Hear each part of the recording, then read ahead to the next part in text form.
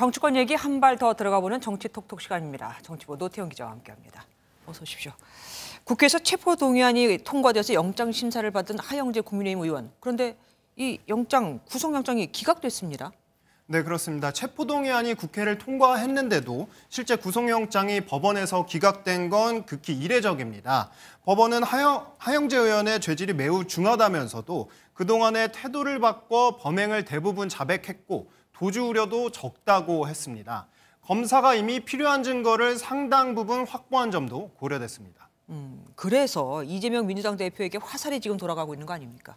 네, 그렇습니다. 당장 비명계에서 비판이 나왔습니다. 조홍천 의원은 판사 앞에서 영장 기각을 받아오면 사법 리스크를 일거에 해소할 수 있는 거 아니냐 이런 반응을 내놨고요. 국민의힘은 이 대표에게 특권을 내려놓고 법원의 심사에 나서 떳떳하게 국민을 납득시키라 이렇게 촉구했습니다.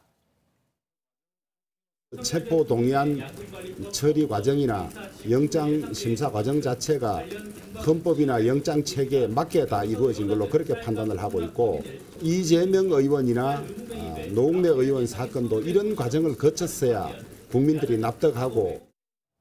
네, 조정훈 시대전화 의원과 정의당도 이 대표에 대해 쓴소리를 내놓으며 법원에서 당당하게 다퉈야 한다 이렇게 밝혔습니다. 그러니까 불체포 특권을 내려놓고 그대로 순서대로 갔다면 오히려 더 당당하지 않았겠느냐 이 얘기 아니겠습니까? 이재명 대표 뭐라고 반응했나요? 네, 이 대표는 오늘도 말을 아꼈습니다. 하영재 의원 영장 기각 관련해서요. 대표님과 비교가 좀 불가피하다는 지적이 있는데요.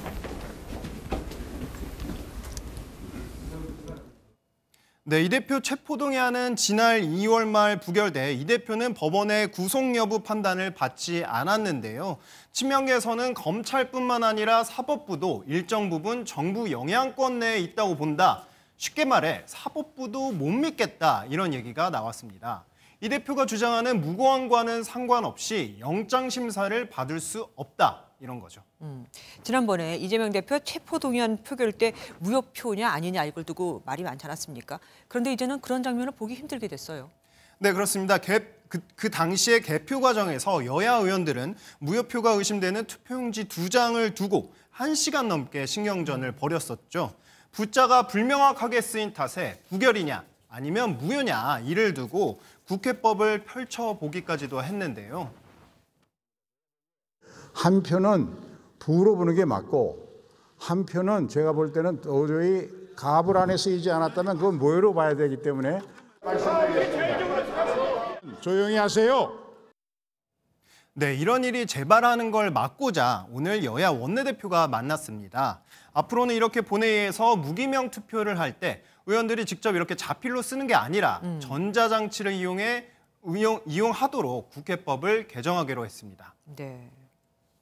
그러니까 오늘 X냐 O냐 뭐 세모냐 이거를 정확하게 누를 수 있게 한다는 거죠. 그리고 애매했던 게 또 하나 정리됐더라고요. 네, 맞습니다. 신임 대통령이 취임할 때 전임 대통령이 언제 방을 빼야 하느냐. 예. 네, 그를 두고 논란이 발생할 소지를 없앴습니다. 네. 현행법상 대통령의 임기는 해당 날짜 0시에 시작하는 것으로 돼 있는데요.